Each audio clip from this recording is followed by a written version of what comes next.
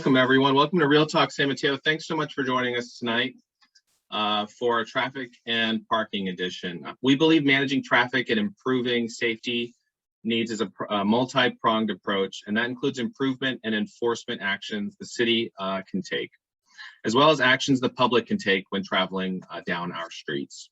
Both the police department and public works collaborate with the community to improve safety on our streets. Years ago, we partnered to develop our neighborhood traffic action plans that Officer Altwer will talk about in a bit. Most recently, following requests from residents and feedback from our city council, we began a more data-driven approach to addressing traffic. We've also made this data more accessible to the public. Sergeant Collum will talk about that shortly too.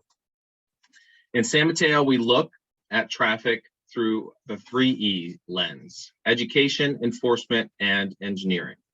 Together with your assistance, we can make sure we have safe streets here in San Mateo and we all get home safely. Right now, I'd like to turn the mic over to Chief Barberini. Good evening. Thank you, Michael. Good evening, everyone. My name is Ed Barberini. I do serve as your police chief here in San Mateo.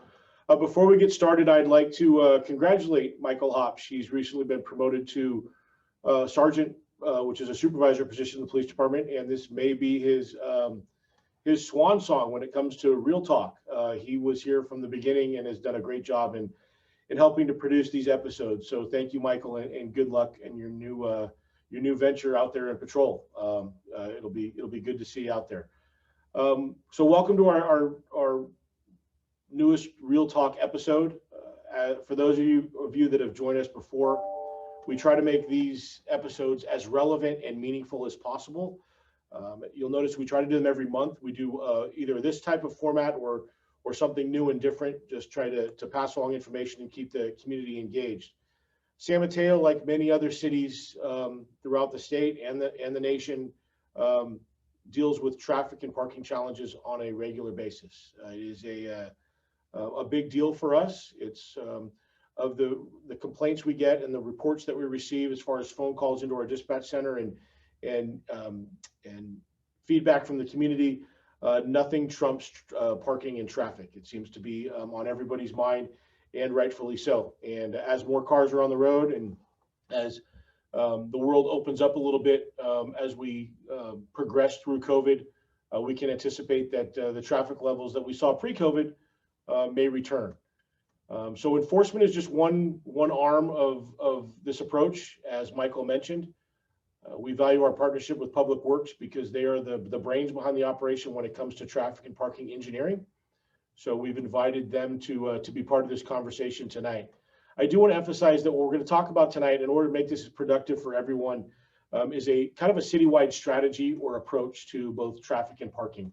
We do realize that each neighborhood and each street, in some cases, has their own individual challenges, and we do a pretty good job of coming out and communicating with particular neighborhoods or areas that have specific traffic concerns, and we're more than happy to do that. So if you have that concern, please let us know in the chat, and we will reach out to you. But we're trying to make this conversation tonight applicable and relevant to as many residents as possible. So I think what we're going to focus on tonight is overarching strategies and goals from a citywide perspective, rather than talk about specific streets or get into the weeds too much regarding specific areas, because we don't want to lose people who may not live in that particular area. So that's our goal tonight. We hope that it can be a springboard for further conversation. For those of you that have attended some city council study sessions and meetings recently, you may find that some of the information may be similar. We're trying to work off of that, and as Michael mentioned, we are trying to make this truly an open, transparent, data-driven approach that directs us where we need to both focus engineering efforts and enforcement efforts. So with that, I'm going to sit back and watch and learn with the rest of you, and turn it over to back to Michael for introductions with the smart people we have on the panel today. So, Michael, congratulations again. Thank you for doing this, and best of luck moving forward. Thank you, Chief. And speaking of transparency and making sure that we're including all the members of our community, we've got a translator on the call today If you're on a desktop right now, look down and you'll see a globe, like a world. Click on that, it says Interpretation Services. Click on it and click on Spanish. You'll be able to go into the Spanish translation room and hear a translator live. So join us there if you need it. So without further ado, let's introduce the stars of the show. We have many people from Public Works and the Police Department joining us tonight. I'd like to start with Sergeant Collum. If you can just tell us who you are and what you do in the city.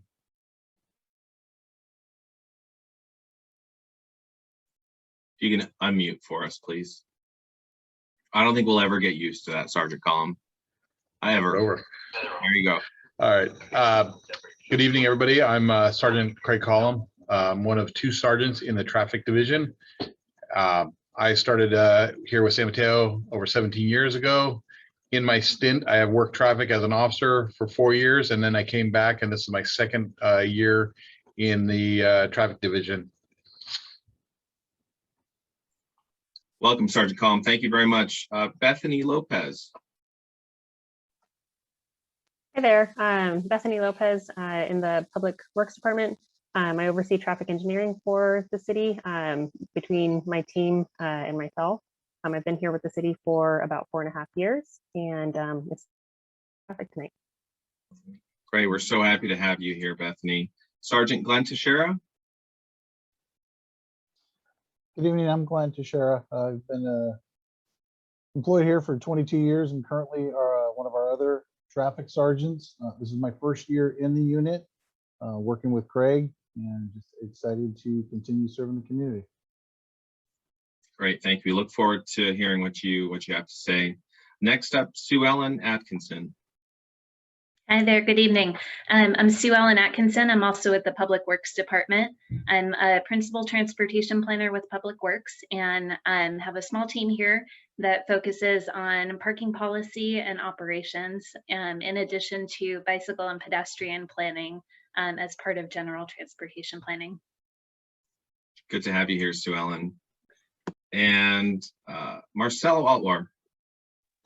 Well, good evening, everyone. My name is Marcelo Altwar. I've been with the City of San Mateo since 2000.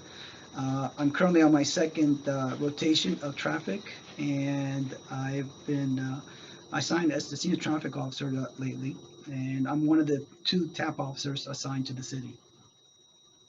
Great, thank you. All right, let's jump into our first poll, if we can. Should have a poll pop up on your screen. Pretty easy one. Do you know where to find Public Works information?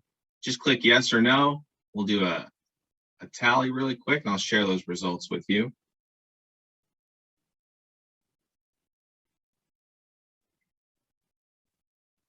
All right, it's looking like 82% of the participants know where to find Public Works information, and then about 18% don't. So let's pull up a slide here so we can show you where to find it.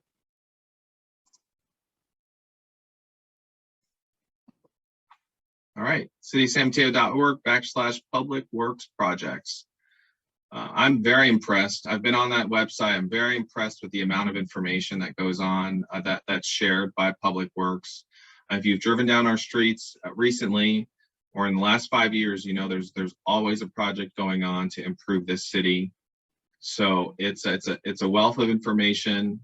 Go there, and then also go to cityofsanmateo.org/Safe Streets San Mateo for more information about the traffic safety campaign that we ended up launching recently. All right. So let's start with Sergeant Collum. If you can unmute yourself and tell us why you're here. Tell us what you want the community to know about traffic safety in San Mateo. All right. I'll start out with how our traffic unit works. Right now, we have 1 assigned TAP officer. We have 4 motor or traffic officers. They go hand in hand, or motor or traffic. They ride the motorcycles. And with that, they handle enforcement. They handle all of our collisions investigations, our serious ones, anything with an injury, they pretty much handle them all. We just went to a new schedule that started this year, so we work as one full unit. Up until January, we had worked where we'd at any given time we'd only have maybe one on, sometimes two officers on. The way we reschedule it, we have all five of them are on Monday through on any given day, Monday through Friday, and each one of them is assigned a specific area. If you're familiar, the homeowner associations all should be familiar with it too, but if you're familiar with the area lieutenants or our beat system, we have one assigned to area 1, one assigned to area 2. They're all assigned to different areas. We have Officer Shippert, who is assigned to our north end, which would be Adam Beat or area 1, I believe. We have Todd Shippert. He's a traffic officer that's assigned to the east side of San Mateo, which is everything from Coyote Point all the way down to the border east of 101. So you'll see him out and about, and he'll handle all our complaints. And then we have Officer Julio Jolivet, who is assigned to our south end of town, which is everything south of 92 from 101 to the hills. And he handles all those issues in what we call Charlie Beat. And then our last one is Officer Becker, who handles the downtown area, and he focuses any of his stuff on the complaints throughout downtown. So they all work individually with the area lieutenants and with the sergeants on any complaint-driven issues. So you'll see them around, and they always tend to work usually 2-person. They handle problem areas, traffic complaint areas, and so on. I think some of our traffic problems are very similar to surrounding agencies. Right now, especially last year with COVID, we had an uptick in speed. Some of the speeds I've never seen before in my career. And if you follow social media, you'll see them. We tend to post the very flagrant and reckless ones. So we've had a lot of speed complaints in the last year that we're really trying to focus on and bring those down. Auto pedestrian violations is a real big issue with more people walking and riding their bikes and more traffic on the road. So we've been doing a lot of enforcement and campaigns related to that. And with that, I think we're very similar to our surrounding agencies, especially ones of similar size. Talking with them and seeing what they do, they have very similar issues. And one of the ways that we are trying to work with that countywide is called a STEP program, and a saturated traffic enforcement program, which is hosted by an allied agency. They kind of put it together, and I don't know if you guys saw it today, but there were 23 motor and traffic enforcement officers within San Mateo this afternoon from all over the county. And that's one of our ways. We get together once a month and we hit different cities and different neighborhoods and communities, trying to hit their target areas for enforcement and education. Another area that we use is Office of Traffic Safety. It's a grant program funded by the state. We apply for the grant every year, and we usually get approved. And in that, we do distracted driving enforcement, auto pedestrian, DUI enforcement, checkpoints. It's all funded by the state, and I think we have about 30 different campaigns throughout the year that are funded from various issues. And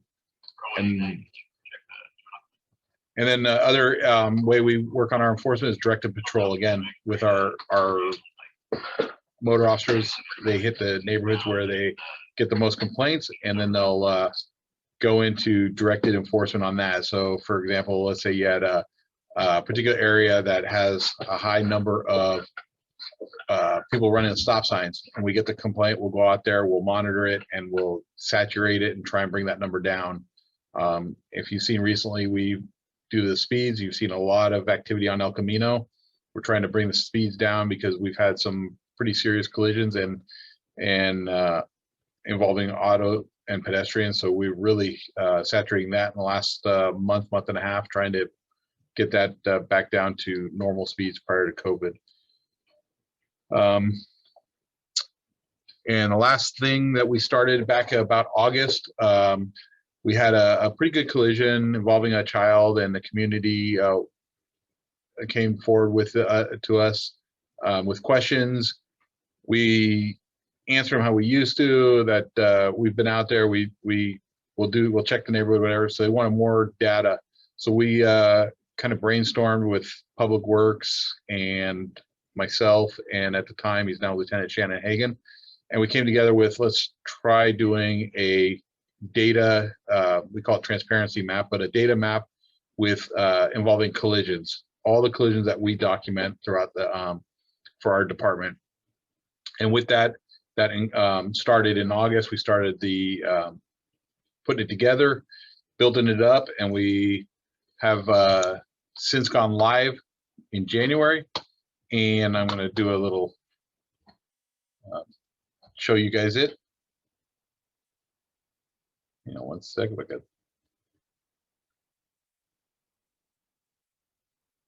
Let me see if I can pull it up. Anyway, that started back in August, and we started putting it together.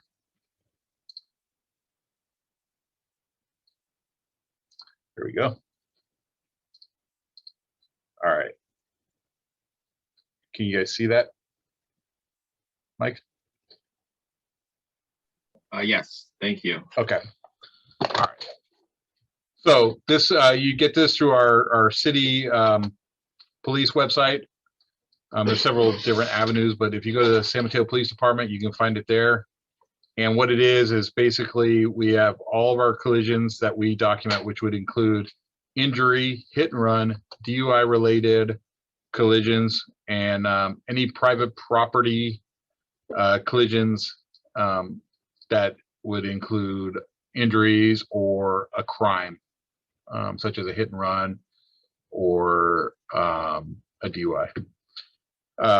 So kind of going through it, it'll show us a heat map of all the collisions in the city. And so right now I've got it filtered from January 1st of 2020 to January 1st of, or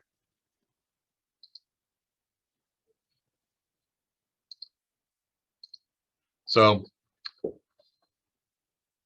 this would be all of our injury collisions that we had last year in the city.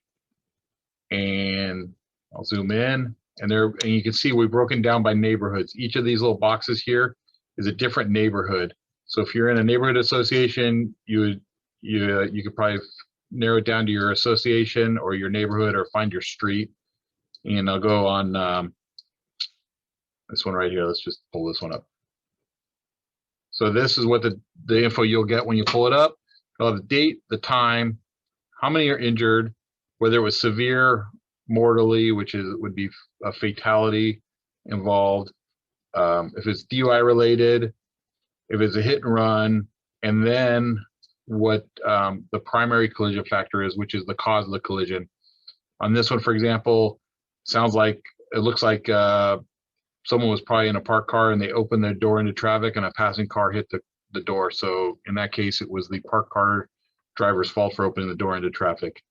And then it'll have the location, and then this is the actual vehicle code section. So we have a kind of a layman's term for the public, kind of describing what it is, and then if you wanted to look it up, the exact section, it's down at the bottom. So that would be an example of the injury. If you go to hit and run, it kind of shows all the hit and runs in the city. And again, I'll narrow it down a little more.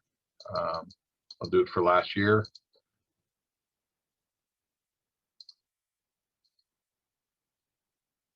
And again, it's the same exact setup as far as the neighborhoods go.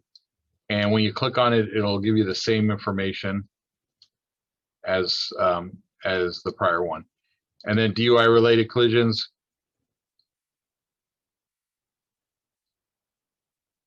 And it's very similar. This is all the collisions in the city that involved a DUI driver. And we, with OTS, we use that.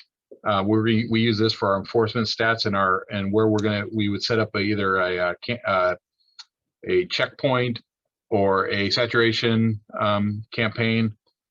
This is all what we were using now to kind of do our enforcement areas.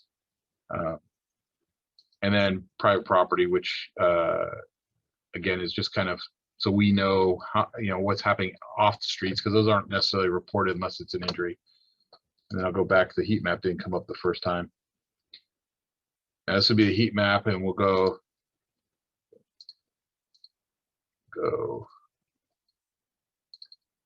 I'll show from January 1st.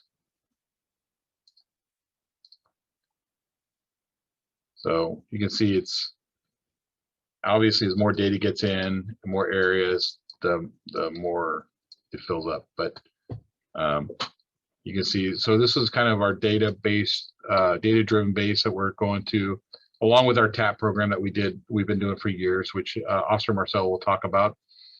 So I'll get out of this. So that's our data transparency page. Now coming forward, we're gonna have an auto pedestrian page. We're working on building that out. We're still in the finalized stages of that. Hopefully that'll be here in the near future. And then once that's done, then we're gonna start building out a traffic enforcement / citation page, which will give information out there for the public and for us to know where our enforcement is going and where we're doing, where most of the tickets are coming from.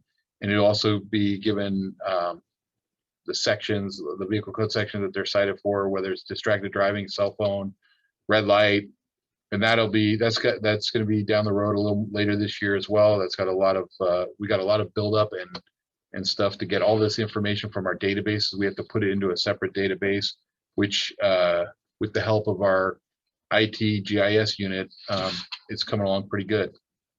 And then I forgot one link in there. There's a link that goes to our San Mateo Safe Streets. And I think that's going to be talked about a little later by Janine, I believe. But that's that's also in there as well. So I think I've hit all that. One of the things we do focus on when we're out there is, I mean, enforcement is a priority, is one priority, but the other high priority we do is education, and we do that through enforcement. We'll stop them, educate them, and send people on with a warning. Sometimes it's the discretion of the officer, and we also do a lot of education through our social media.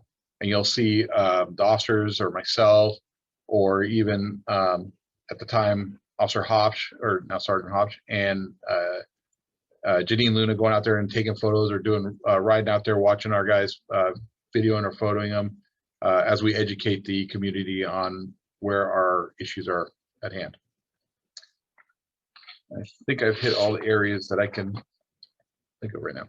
Great, thank you. That was a tremendous amount of information, and I can tell you I saw that data transparency page being built, and there was a lot of effort put in by all the city staff, Public Works and GIS, IT, police department. So kudos to your team for getting that up and running in such a short amount of time. It's really an incredible tool for all of us so that we can have a data-driven approach to policing and traffic safety here in San Mateo. So thank you very much. One other thing, I guess we're still working on it. So there are flaws, and as you guys out there work on it, if you got any questions, there's an email that you can go to for a question or an issue that you think. So it's still in the early stages of its development. So we're working through the issues there. Yeah, it sounds like a work in progress, and it sounds like it's just going to be getting better from here.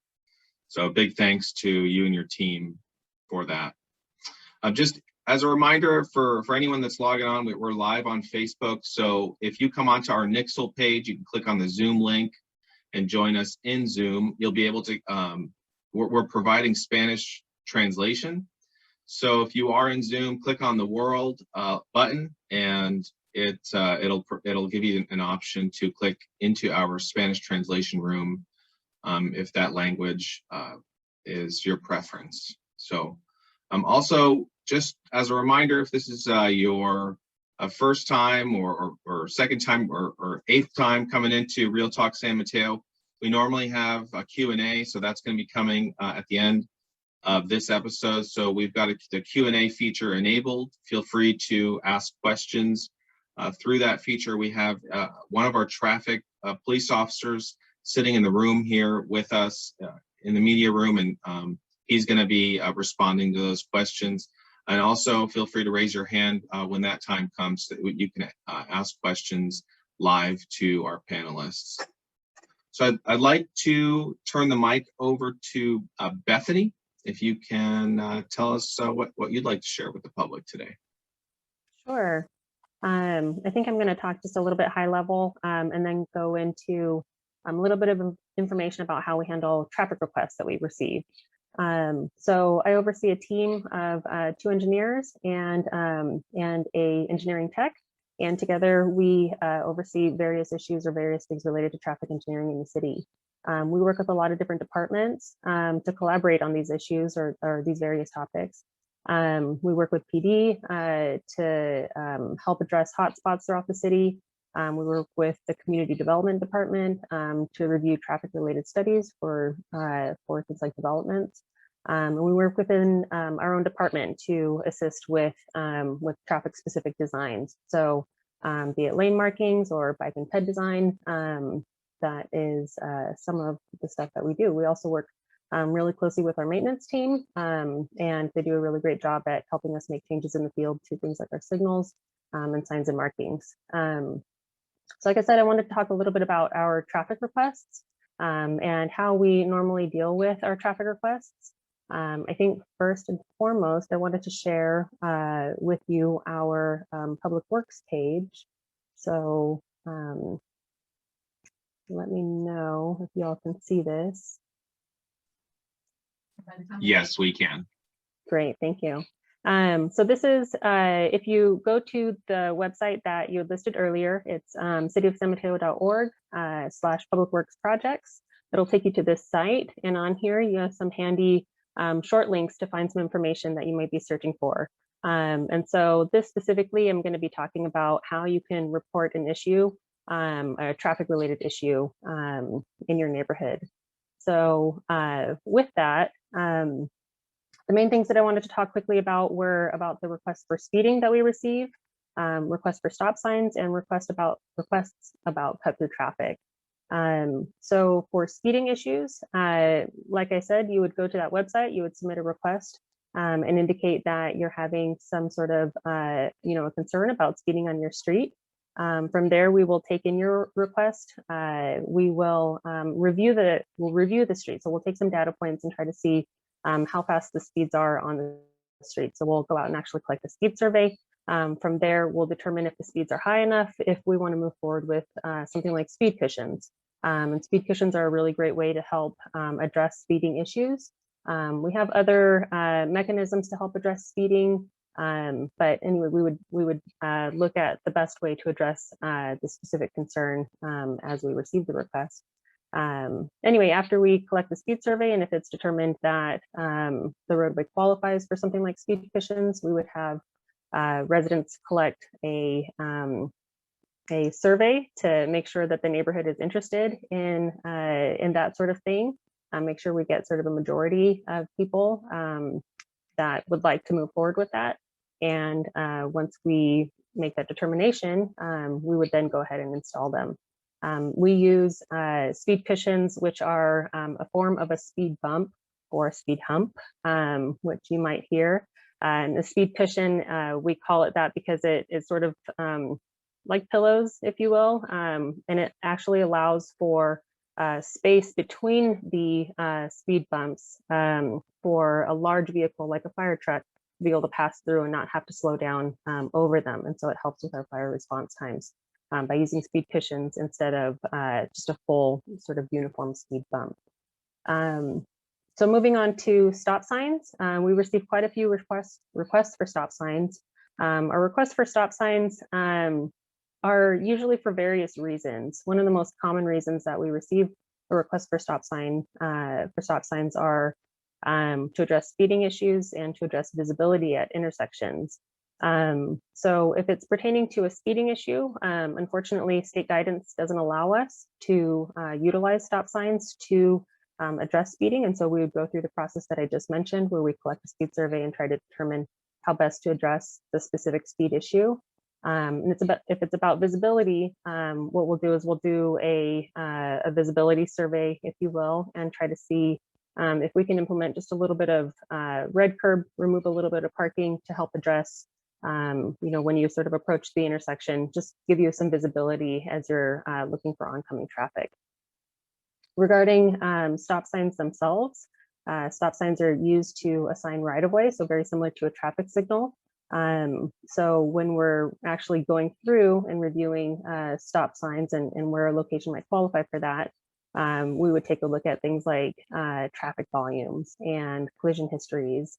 And sometimes we can use the speed to help lower some of our volume thresholds that we need to meet. So that's pretty much how we'd go through a request for a stop sign. And the last one is a little bit more complicated. It's about cut through traffic. So we do see a lot of cut through traffic in the city. It's usually around the 101, 92 freeways that we're seeing a lot of that cut through traffic. And so when we go to address cut through traffic issues, it usually comes in the form of traffic diversions. And it's important for us to identify the specific routes that are being taken to make sure that we are very specifically addressing the cut through traffic issue. Because when we implement traffic diversions, it often affects the residents who live in that area just as well as it might affect cut through traffic. And so we want to try to minimize the impact to the residents in the area while sort of maximizing the impact to the cut through traffic to try to curtail that. And so so we would go through that process, do some analysis, and reach out to the neighborhood after that to talk about strategies for how we might be able to implement some cut through traffic diversion measures. I think that's it for me. Great. That was a lot of information. We're digesting it. Thank you so much for sharing that. And we've got some additional questions for you, Bethany, that came in from by email before tonight's episode. So we'll be hitting you up in your wealth of information. Thank you. All right, so let's jump into polls 2 and 3. We just have a photo to show you before poll number 2. So take a look at this picture. It may look familiar to you. All right, so where the arrow is pointing like towards the top of your screen, that's Safeway. Safeway at 17th Avenue and North El Camino. Take a look at that.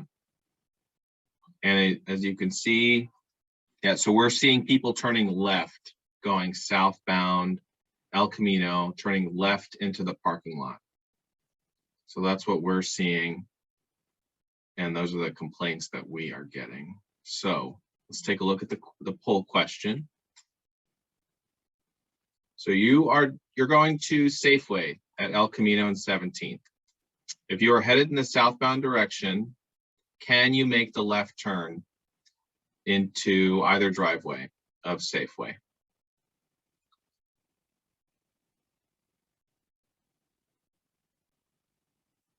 All right.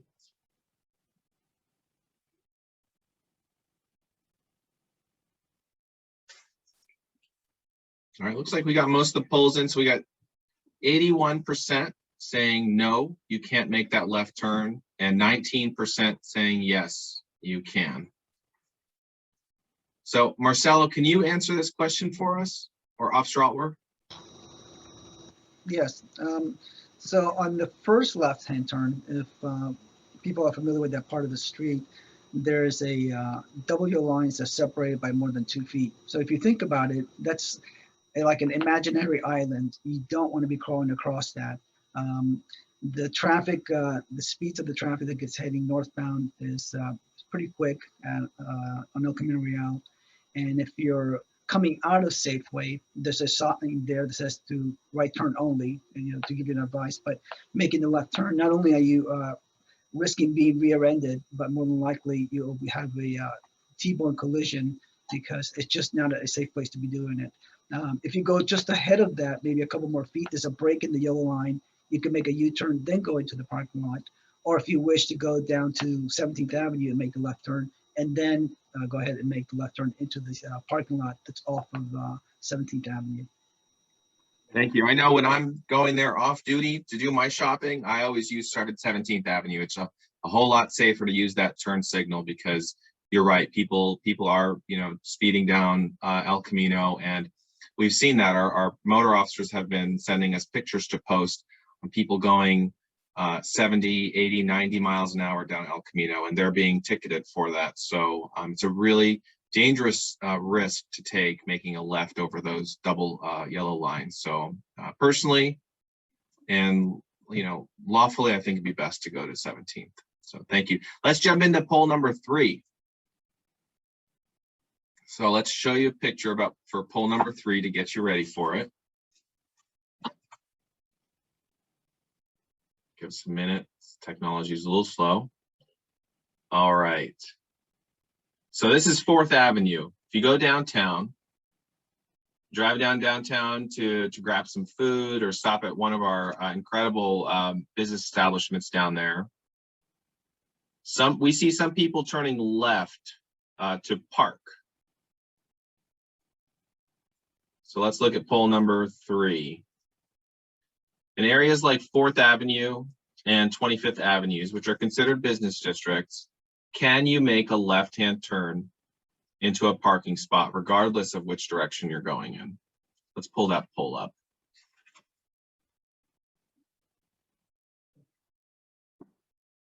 All right, the poll numbers are coming in. Thank you very much for your participation. This is great. Just click yes or no. All right, so it looks like 88% have advised the answer is no, and 12% are saying yes. So let's go back to our traffic officer to talk about this. What do you think, Marcelo? I think that doing that would probably cost you a ticket, because what happens, the misunderstanding is that you think that you can make the left turn, and when people get cited for the U-turn in business district, they tell us, well, I just made a left turn. But if you think about it, those are diagonal parking spots. When you're coming from the westbound side, let's say, to the eastbound side, and then you complete your parking into the eastbound side, in order to back out and head back out, now you're completing that U-turn. You are heading back east. So there's multiple signs there. They're all courtesy for the public. They don't have to be there, but the city does put up these signs which alert you not to make a left or U-turn. When you have more than 300 feet of continuous business on both sides, it automatically becomes a business district. And the city gracefully, has put signs out to alert the drivers not to do that. They don't have to be there, but they are there. And a lot of the times there are, from my own perspective, when I'm doing enforcement there are plenty of parking slots on either side, but people tend to just want to be on the opposite side where they're at. And you can either go in either direction, either to the El Camino or maybe San Mateo Drive, and go to the lights and then make your U-turn, and that will be fine. But I know that I've taken several accidents where people making that U-turn and a bicyclist is heading the opposite direction and gets clipped. So that's one of the portions that we need to address, especially when people are making U-turns just to go get a cup of coffee. Yeah. So let's stay safe, San Mateo, and just try and find a spot that's on your side. Otherwise, you'll just have to go around the block. Yeah. Thank you, because I know that it can sometimes be confusing. So thanks so much for clarifying that, Officer Altwer. So let's jump back to our panelists. We're going to talk to Sergeant Glenn Teixeira, and you can come up and unmute yourself and tell us what you want the community to know. Good evening again. I'm Glenn Teixeira. So my partner Craig already touched on some of the issues that we look at. We're also looking over our parking enforcement throughout the city. We currently outsource this service to a company called Serco. You may be familiar, you may see them driving the cars around with the decals on the side. We also employ 2 full-time abandoned vehicle officers here at the police department. So I'll talk about them first. Any residents who have complaints with vehicles that are parked, obviously abandoned, or that have been parked for extended period of times. Any complaints that you have, you can call into the police department, and whether they're routed to us or directly to one of our 2 abandoned vehicle officers, we will send them out daily, Monday through Friday, and following up on those. Obviously, we need to adhere to all the laws of the state. So you'll see them, and if you're wondering why are they out there, and you see them with chalk and they're marking tires. Once we receive a complaint, we go out, we're able to locate and identify a vehicle. We do have to give proper notification, and the way that we do that is, that's why you'll see them out there oftentimes chalking the cars, chalking the wheels. And that way it gives us a reference point from where it was parked. And then we also leave these very bright pink notices on the windshield so that they come out. If they've been parked for an extended period of time, they'll be given some direction of local ordinances and state laws that would apply, and then any potential penalties. So again, we do have 2 full-time abandoned vehicle officers employed here, and that they are out Monday through Friday. So in addition to that, with the parking services that we have in the city, and like I mentioned, Serco, they are currently handling all of our parking violations. Most of you are probably familiar downtown, there's meters. So who would be enforcing meter violations? Or if you move out to residential neighborhoods, if it's one of our residential neighborhoods with parking permits, or other areas and complaints in the city. So we are actually currently in the process with Serco, or Serco is in the process of transitioning out of the parking business, and there's going to be a new company, Laz Parking LLC. They are operating in a few other cities here in the state of California, and then nationally. But we are looking at a transition date of May 1st, and this is no reflection on Serco whatsoever. We have been very happy with the services. Serco is just making a business decision for them internally about how to refocus their efforts. So come May 1st, we will have no interruption of services. You'll just see a different company out there. One of the great things with Laz coming on board, one of the things that they've agreed to do is onboard all of our current Serco employees. So while you'll see maybe a different vehicle or a different logo, all the people that have been serving the community for well over a year now, during COVID, during all of this, during the pandemic, are going to be back out there. So the added familiarity with the city is going to be great. Familiarity for us here at the police department with all of them, and maintaining those working relationships. And that's both with us here at the PD and with Sue Ellen and Bethany and everybody at the Public Works Department. Just in a nutshell, that's and the rest of what we do here in the traffic. Great, thank you. Lots going on with parking. Definitely, yeah. All right, we'll come back to you, Glenn. We have some other questions to you from the public, so we're gonna circle back with you and try and get those questions answered before our session's over with. Let's jump to Sue Ellen Atkinson. If you can unmute yourself and share with us some information for public work. Sure. So I'll start off a little higher level. Whereas the police department oversees enforcement of parking, my team focuses on policy and operations. So that's determining what sort of policies are in place to allow certain types of parking regulations or restrictions, how much parking costs in downtown San Mateo, what the hours of enforcement are, and those sort of larger picture things. So I wanted to start off with sharing the website that Bethany had shared just before. So this is, again, cityofsanmateo.org/public works projects.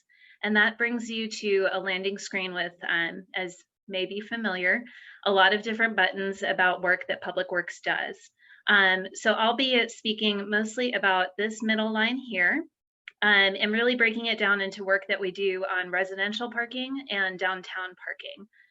Also with a plug for the ability to find a bike route if you'd like to get around our city by bike. So first off, the residential parking permit program, I'll just bring it up here briefly and then speak to it. all of the information on our residential parking permit program, including how to request a new program area or expansion of an existing zone, and how to get a residential parking permit are all on this page. So if you have questions about RPPP, as we call it, just come to the residential parking permit program page. So just speaking to that a little more in depth, residential parking permit areas are entirely resident driven. They're implemented at resident request only. So Public Works is not in a position of implementing a parking permit program for residents without that request from the neighborhood coming in. So the purpose of the RPPP program is to provide permits for residents who live in that area while not providing the opportunity to park from what we call non-residential parking generators, and that's usually a business district, a transit station, a school, a church, something of that nature. So if a neighborhood is having an issue with not being able to find parking on street, while parking on street is available to the public, and it's a first come, first served basis, if there is a significant issue from non-residential generators like businesses or transit stops, then we do have this opportunity available. So a resident would submit a petition application to the city Public Works Department and detail where they live, what the problem is, and if other residents share that concern. Public Works evaluates what the parking's like on your street. You know, is there about half the spaces available? Then a parking permit program really isn't justified for that area. We look for a certain number of parking spaces to be available, which is about the 75% threshold. So it's pretty crowded and it's hard to find a spot.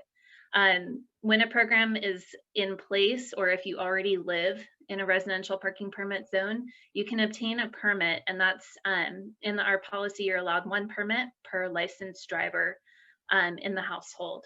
And you're also able to request a visitor permit, and that's limited to 1 per household. And all of our permits for residential parking are free. All of the information about how to request a permit is available on that website. And all of our permit applications are done online. So if you live in a permit area, if you have a parking issue that you want Public Works to be looking into, or if you live in a residential area and you need a new permit, please go to that website and we can help you with all of those requests all in the same spot. So now I'm going to shift into our downtown parking environment.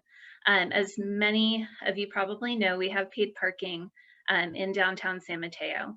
And as you may have noticed, we are underway on a very large facelift on our paid parking environment in downtown.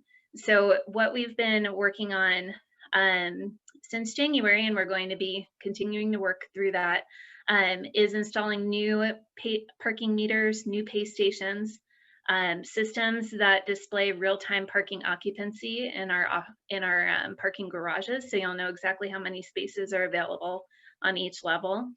So we are very much in progress on that. We appreciate the public's patience while we're working through that.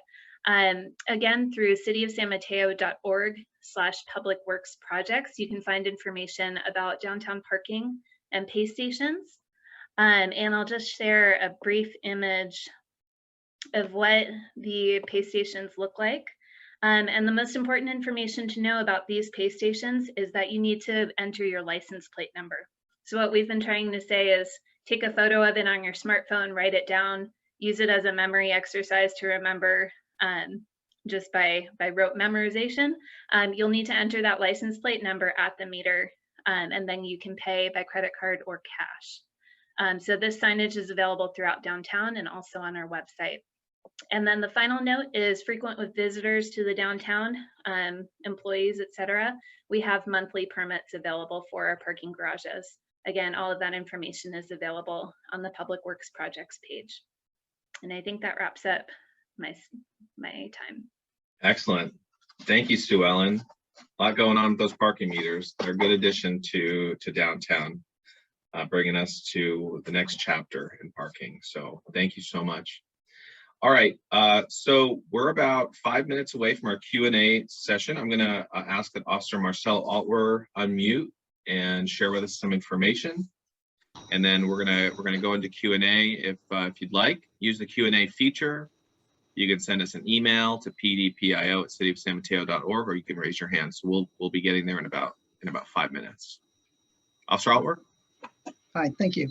So like they said before, I'm one of 2 TAP officers that is funded by Measure S, and I'm in charge of the traffic action plans. So there are 14 different neighborhoods that I'm in charge of, and the TAP officers have 6 different trailers. We have 3 message board trailers, and we have 3 radar trailers. They're deployed to each one of those neighborhoods as they come up in our rotation. So what we decided to do was to have at least 2 neighborhoods per month that we can focus on by deploying the trailers. If they have schools, or we looked for the top 10 hits for that particular neighborhood, we will deploy the trailers and the message boards, not only to educate, but to get some feedback on what is happening as far as speed and things of that sort.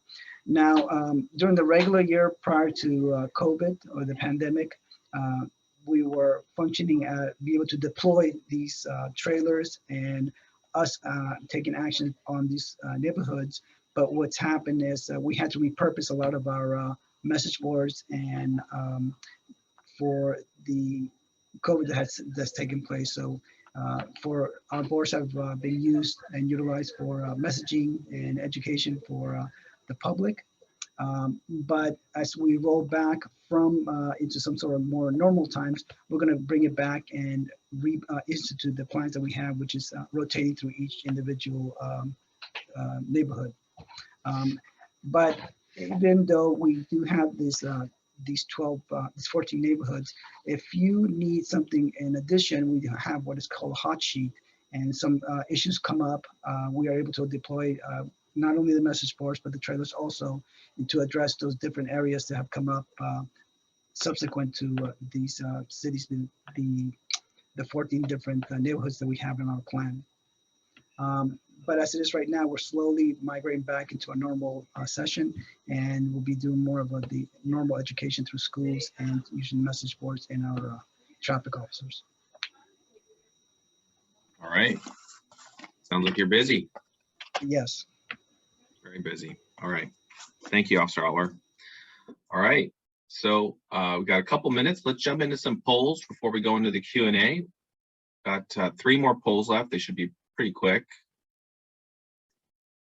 So this is for poll number 4. We're going to share a screen with you. And take a look at this image. Looks like Hillsdale and Saratoga area. So the question is going to be, for pedestrians, when a traffic signal is green, but the red wait hand signal is lit, can you cross the street? Let's take a look. So the traffic signal is green, but the wait hand signal is lit. Can you cross the street? The answers are going to be yes or no. All right. Thanks everyone for participating in this. All right. So it looks like 90% of our participants are saying no, and 10% are saying yes, you can cross. All right. Thank you, and we'll share the results with you on that. So the answer is no, right, Officer Altwer? That's correct. It is no. If you see that hand signal that's red, you're not going to get all the way across. So it's much safer just to wait until you get the white signal, which is the little person walking, and then you can go ahead and go across. Yeah, and that has to do with the signal timing and that sort of thing. So it's safer to cross. Correct. It's legal to cross when you see the walk sign. Correct. Right. And don't confuse that. Sometimes you have the red hand, but the walk sign, but we instituted where it gives the traffic to stop and gives the pedestrian to get out into the crosswalk, and then the full red hand goes away, and that helps drivers need to be alert that there's a pedestrian in the crosswalk. Got it. Thanks for sharing. All right, let's jump into poll 5. There's no picture for poll 5, just your memory. Question is, what is the speed limit on El Camino Real? So the options are 25, 35, 65, or over 70 miles an hour.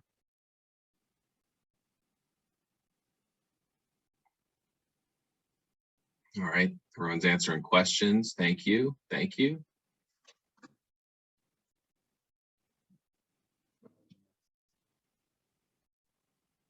All right.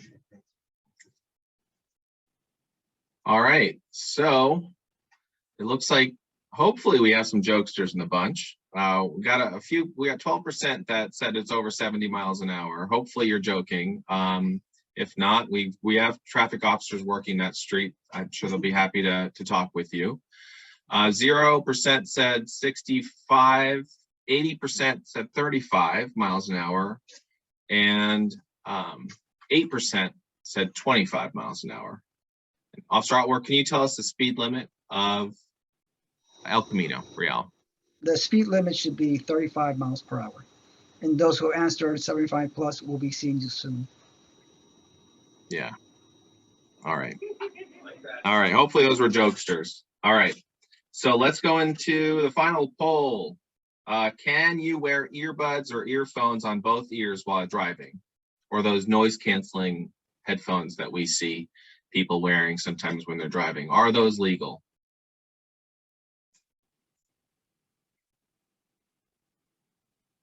All right, the numbers are coming in.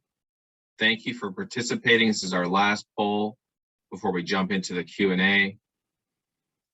All right, looks like we got all the answers in. So 88% said no, and 12% said yes, they are legal. Officer Otworth, can you tell us if it's legal? It is not legal. The main fact of that is that for safety purposes, if you have an ambulance coming through, you're not going to be able to hear that. Or if a car's honking at you, alerting you that you might be making some oddball turn, you're going to be able to hear that, or anybody else is outside the vehicle. Yeah, it's definitely a safety issue. Thank you very much. All right, so you made it. We're at the Q&A portion of Real Talk San Mateo. So we've got some hands raised in the audience. We also have some questions that came in through pdpio@cityofsanmateo.org, but you can also ask questions in the Q&A function of Zoom. We're happy to take a look at them. As I said, when we first started, we have a traffic officer sitting with us up in the media room, and they're here answering your questions. So through that Q&A feature. So let's jump into the questions. So Lori Watnuki, I'm going to allow you to talk. If you could unmute yourself and ask your question. Lori, are you there? Yes, I am here, but I had my hand lowered, actually. All right. But I do have a question. Yeah, go for it. We'd love to hear from you. Okay, well, we had a neighborhood meeting recently, and there was some concern expressed by a senior who said that she feels walking to downtown is really an endangerment, in the sense that people are making these right-hand turns. These drivers are making right-hand turns, and she feels that she's almost been hit. And she had a concern about this. And is there any way of maybe instituting something like no right turns for drivers on red lights? Or perhaps I've seen signs in Burlingame which says that pedestrians do have the right of way. And I've seen this along Amplet, where the Porsche dealership is, right there in that area, next to 101. Is there something that can be done so that seniors feel safer walking into the downtown? Yeah, that's a great question there. Thank you so much, Lori. So the question is, can we have some signage that ask people or tell people not to turn? I'd love to turn this question over to Bethany Lopez with Public Works. Yeah, absolutely. So that's absolutely something that we can look into. As Sergeant Collum indicated, we are really looking heavily into pedestrian safety issues, and this is sort of right in that realm. And so absolutely, we are going to be looking at measures that we can take to help protect pedestrians while they're walking. So and this would be one of those. So yes. Great, thank you. Is there an email if people have questions like these to work directly with Public Works? Is there an email that they can send these questions to? So resident requests or just various requests can come in through the Public Works site that we had mentioned earlier. There is a request for traffic improvements on there, and this would fall into that. And that was cityofsanmateo.org/Public Works projects. And on that, like I said, there's a button on there that they can submit these requests. There's also, I think, just a general Public Works email it's Public Works email, or sorry, publicworks@cityofsanmateo.org. That I think you can also find on the website. Great, thank you. Thanks, Bethany. Thanks, Lori, for the question. Larry, I'm gonna allow you to talk. If you can, please unmute yourself. And the floor is yours, Larry. Thank you. Well, first off, thanks out to all of you for helping out when doing this and giving the information. Some of what I have, you've kind of addressed, which is I live out in Mariners Island. I almost daily ride into downtown, have coffee, and then go from there on my bike. One of the big problems is, as was addressed earlier, is the cars making the U-turn or left turn, especially on 3rd. And I've almost been clipped numerous times. And so it sounds like, and I know that there is some enforcement. I just like to say it'd be great, even though you're already doing it, if you want to step up more or increase the signage, because it is a big problem. But the other big issue that I run into as a person who's on my bike a lot is that 3rd Avenue overcrossing at 101 and where it comes down on the west side of the street. If you're coming in on 3rd, you're left in a unique position of trying to then traverse back across to get over onto the correct side of 3rd and continue on up. I don't know if there's a way to put in an angled bicycle/pedestrian timing. I know that there's been some looking at redesigning that whole thing to make it a little safer for cyclists and pedestrian coming in from the middle overcrossing. And then conversely, when you're coming out of downtown on 4th, basically on a bike, you're put in a position of being in that number 1 lane to try to make it onto that driveway, to make it onto the bike pedestrian bridge that takes you over 101. And then in another big picture at that same point is, now that traffic is ramping up, has there been any exploration working with Caltrans, since I know that they would be part of that, about redesigning that whole overpass? Because the traffic there, pre-pandemic during rush hour just becomes a nightmare with cars trying to get from one side to the other to make the turns on to Norfolk and stuff like that. Yeah, those are great questions. Bethany, if you can unmute and just answer if you can. Sure. There was a handful of questions in there, starting with the first one, I think, regarding 3rd and Norfolk. That is absolutely an intersection that we do want to take a look at. I'm actually just going to throw out that we finished our bike master plan in 2020. And if you want more information about that, Sue Ellen can speak to that. But in that, you'll see that there's identification for bike improvements in that area. And so that 3rd and Norfolk intersection is certainly one of the locations that we want to focus some of those efforts. And that certainly is a unique crossing that we want to work on protecting, certainly better than it is right now. So yes, I guess is the answer, that we do want to take a look at that and try to improve that. There was another one, I think, pertaining to 4th Avenue, again, referring to the bike master plan, which you can find on our Public Works site. We are proposing what's called a cycle track on 3rd and 4th Avenues, which is a separated facility, a sort of a separated bike lane on the roadway. And so that is a project that we will be pursuing. And I think that's going to provide a lot more comfort for riders going through that area to try to access that 3rd Avenue bridge. And then I think the last part of it was about the entire interchange, and if we are going to be pursuing any changes to that. We recently did submit a project for the 3rd Avenue interchange, very, very preliminary right now, to the county and, sorry, the Transportation Authority in San Mateo County. suggesting that we want to take a look at redoing that interchange. Like I said, very preliminary, so we haven't made much movement on that besides sort of identifying the bigger desire to move forward with reviewing that. But I think we certainly recognize the need there and are going to work to try to pursue that. Great, thank you. Sue Ellen, do you have anything to contribute to that? I think Bethany hit all of the high notes. We do have a proposed bike network that's available on our website. All of the bicycle master plan information is available at cityofsanmateo.org/2019 bike plan with that proposed network there. And the public can view all of the proposed projects, including those 2 locations that were just mentioned. And we hope to be able to design and implement in the future. Wonderful, thank you. Thank you both. All right, I'm going to turn the mic over to Alan N. If you can unmute, please. Hi there. Hi, Alan. I have a question for the Public Works people, Sue Ellen and Bethany. It's around oversized vehicle parking. There are signs and basically all the entry points into San Mateo saying that no oversized vehicles should park on the streets of San Mateo. And this has been causing a bit of an issue. I'm a recreational vehicle owner. I'm guessing I'm not the only recreational vehicle owner in San Mateo.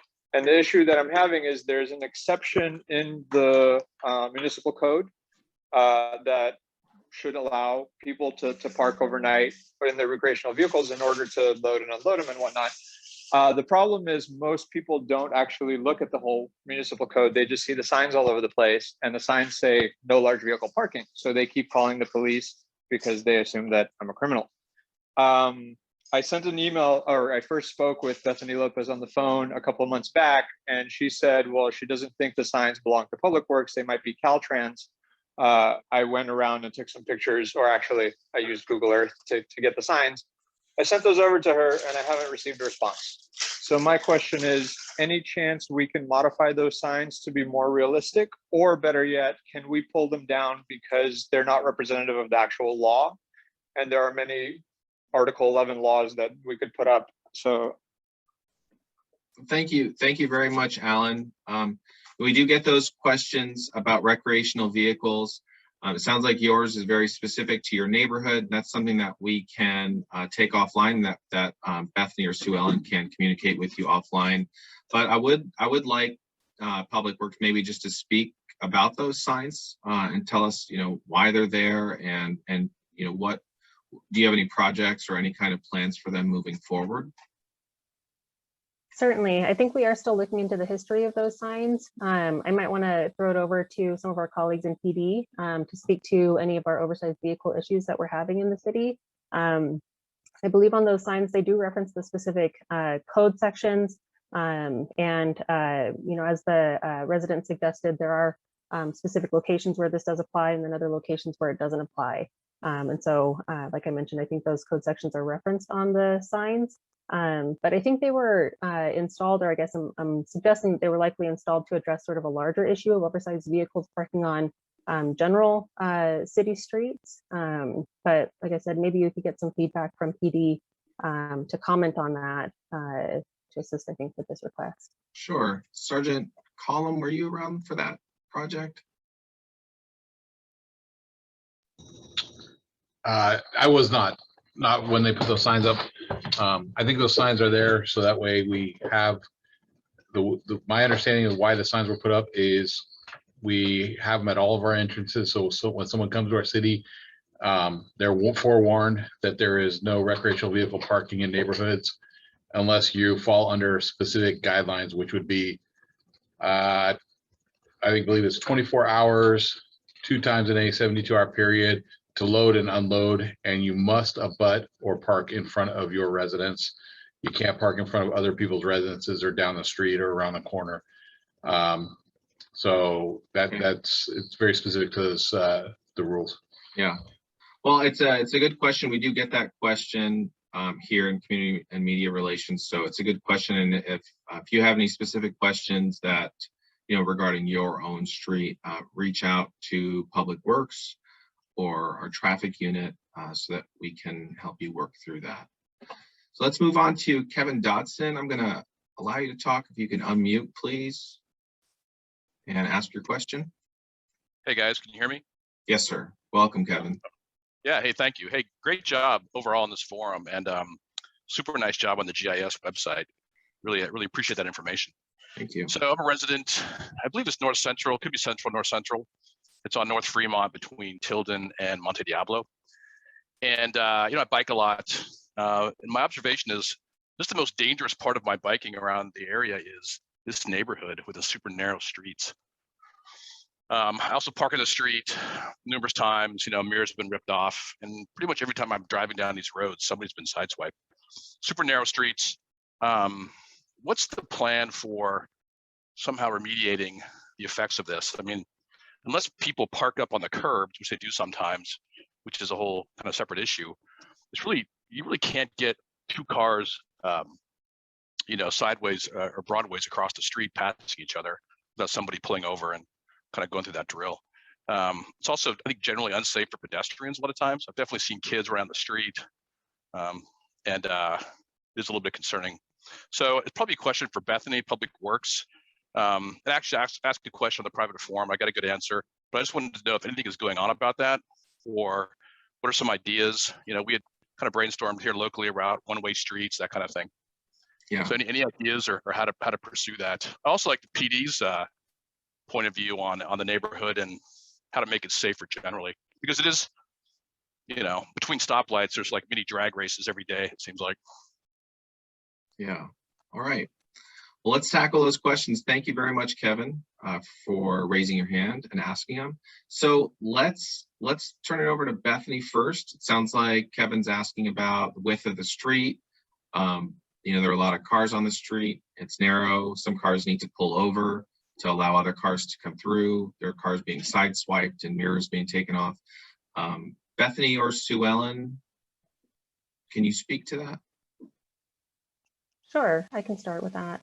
And Sue Ellen, if you want to jump in, feel free. So absolutely, we have very narrow streets throughout the city. It's something that we are frequently looking at and frequently dealing with. At a handful of locations, we have actually removed parking on one side of the street. This is especially the case where there's sort of a larger volume roadway. That does have an impact on the residents, though, where parking can be scarce, and we're sort of trying to balance traffic and parking throughout the city. And so utilizing that option, I think, is done with great care and with a lot of outreach, just to make sure that we're really on the right path for that.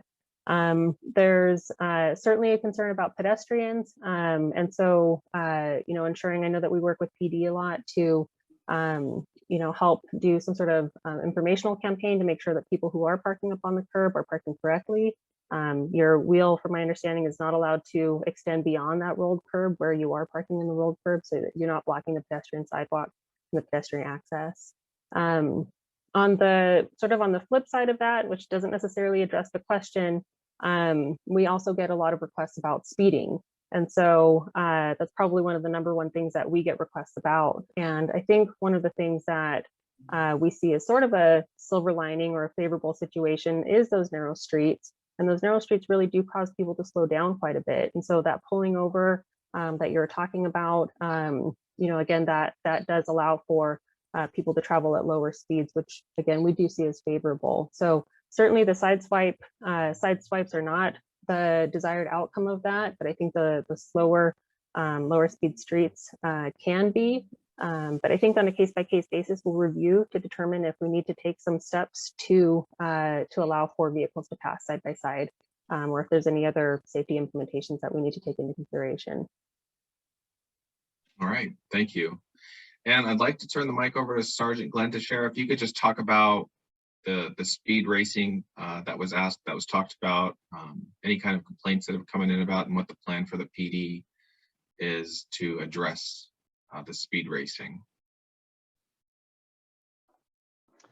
Yes, so to follow up on the last question too, with the parking, we are aware of the challenges in certain neighborhoods up in the north end, trying to get an emergency vehicle through there or bringing in an ambulance or a fire, an engine. We understand that. And with that specifically, if people are parking up on the curbs, whether it's a rolled curb or a raised curb, we are aware of the challenges. The thing to remember is if you feel like you need to move your car up into a spot, that we don't block or restrict access on any of the sidewalks. We need to make sure that pedestrians are able to move freely, kids are able to move freely, and think about any of our local residents who may be in or need to use a wheelchair. We need to have wheelchair access, and that it also extends down to the wheelchair access points at the curbs. In tow with some of these neighborhoods, with for 22 years, I think we've always had parking problems. We've always had speeding problems as it relates to certain neighborhoods. I think it's amplified when you get into certain neighborhoods and certain roadways are a little bit more narrow and you have parking, and you traditionally have room for one vehicle to go through in one particular direction. But as far as addressing complaints or concerns, Sergeant Collin had talked about kind of with our area focus this year. I don't want to make it sound like we only have one officer. For instance, in the north central, what Craig and I try to do is we try to funnel any complaints that we get from residents to that officer, and then we allow that officer to kind of coordinate or make a coordinated team effort. And like one of the things that Craig talked about last year, and in previous years when you had 1 or 2 out there at a time, now having 3 to 5 of them out there on any given day of the week, Monday through Friday, what we're able to do is send an officer who's focusing on the north end complaints on a specific area. He can coordinate with their team, and they can go out and focus on it. So they can sit in an area, watch traffic, and then maybe coordinate with their partners to stop repeat violations, or they're not having to jump on their motorcycles and speed off down the street, put themselves in any danger, and unnecessarily put any of the residents in danger. So we kind of take a team approach. We don't want to make it sound like you just have one person in your area, but we try to funnel information to one person, and then from a team aspect, go out there and address these areas. And we just handle them kind of one at a time. And what it allows us to do with having people in on multiple days of the week is address different areas within the city. So we may be, up near San Mateo High School on one day of the week, and in the afternoon, we could be all the way clear on the other side of town at 42nd and Alameda. That's one of the luxuries we have with this kind of reorganization of the scheduling that we have. And I know, speaking of the drag racing, I've personally received emails from community members who have security cameras that face the street, and they're tremendously helpful because they capture license plates, vehicle types, and it captures the crime. I know up in North Central, someone was actually doing donuts in an intersection, and you can imagine just how narrow the streets are. This person in the Mustang was doing donuts in the intersection, and we were able to capture that license plate and do some follow-up on that. So continue to email us, go to our traffic and parking webpage housed within the police department, and send us an email if you have videos, if you have crime tips like that, because we need to address that. We need to make sure our streets are safe for people who are using them. So thank you, Sergeant. And Mike, if I can actually add up on that, just so residents know, Craig and I did get that complaint last week about that particular vehicle, and we were able to follow up and do something about it. But that was because of people in the community who are willing to send us that information. And you can always get a hold of us on our email, and that's traffic@cityofsanmateo.org. Anything that's forwarded to this, we'll make it to Craig and I, and then we're able to follow up from there. So encourage people to stay involved in their community. When they have complaints, don't hesitate to send them in to us. Great, thank you. All right, so we'll take one more question. Romina, I'm gonna allow you to talk if you can unmute yourself, please. Hi, hello. Hi, Romina, welcome. How are you? So this is Great. my second Zoom, and I wanted to thank all of you, especially San Mateo Police Department.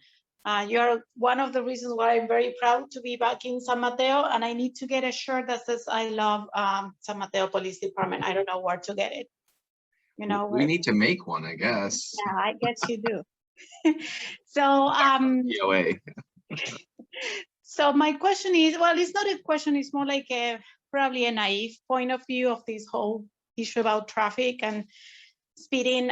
So I moved back to San Mateo 4 months ago, and I happen to live in Poplar and Ellsworth. So I live on a street that is a residential street. The speed limit is 25, and it's a street that takes you to 101. So no one drives at 25 except from me and my husband, because I told him that he has to. So my question is, if we all have common sense, and if we all remember what we studied when we got our driver license, we wouldn't be talking here right now. And I think that sometimes people actually forgot what they read when they got their driver license. So for all the ones that are here talking right now, we obviously care, but how do you get the message across again to all those that don't care and forgot? So that would be one question. The second question is probably even if.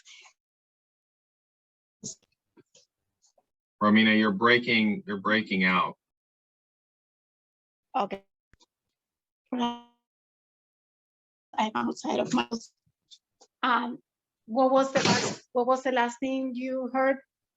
So you were talking about how people just need to follow the rules and, you know, do what they learned when they got their driver's license, and we wouldn't be here. And so your question is how just in summary, how are we reaching out to people who are not meeting with us, who are not on this call?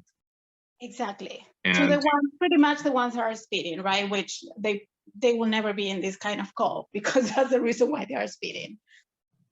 Yeah. Thank you. Thank you so much for your question. I'd like to maybe turn this over. Actually, who wants it to talk about Safe Streets San Mateo and our efforts with that to reach people who aren't coming to these meetings? I can jump in there. All right. And if anybody from PD wants to tag on, feel free to do so. Like Sergeant Collum had mentioned earlier, we are looking at taking a more data-driven approach. Sorry, I think the chief was mentioning it as well, to try to adjust traffic. And so this includes identifying locations where we can implement enforcement efforts, educational efforts, and engineering efforts to try to address those issues. And so we absolutely do have an enforcement component to this, an educational component to this, and like I said, an engineering component where we're trying to design our roadways for the speeds that we want to see on them.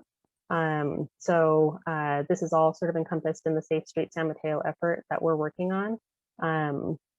As mentioned, we are trying to utilize our data to identify where we're seeing the most persistent issues and utilize these various strategies to try to reach these motorists that perhaps are speeding or causing collisions, things like that. So Craig, maybe I'll throw it over to you, see if you wanted to add anything onto that.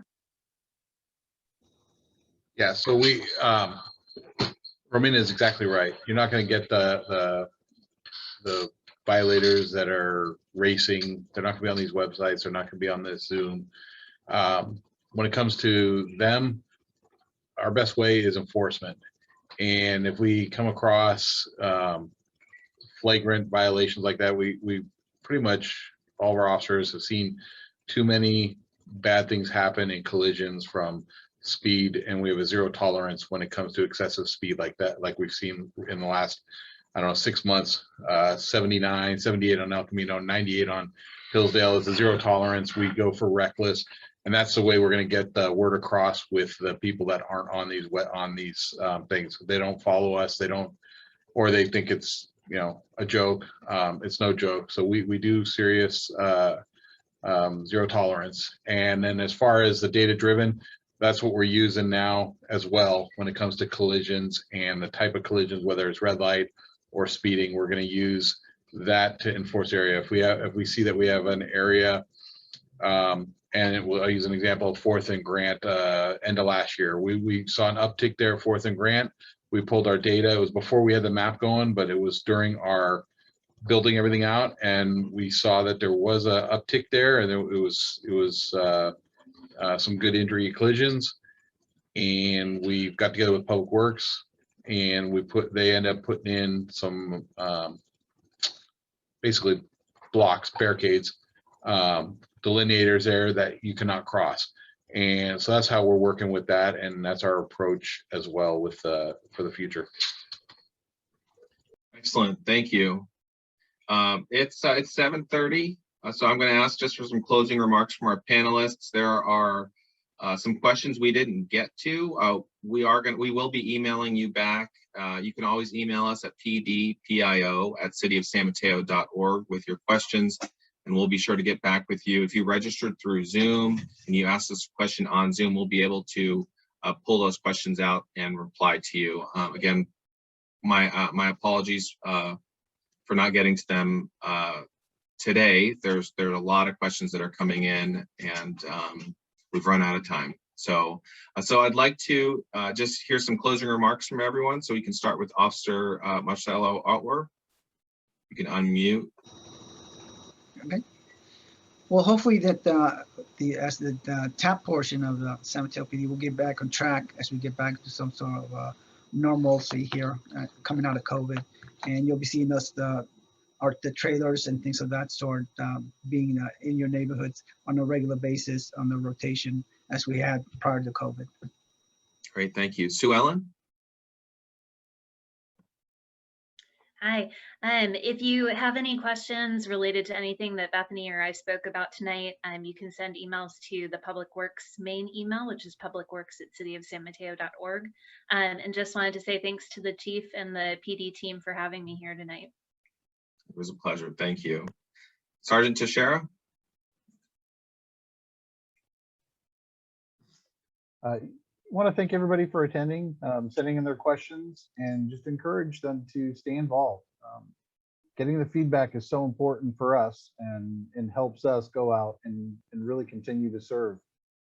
I can go it alone, but I don't know that I can do it effectively. So when we get the community's input, I know it's a tremendous help for me.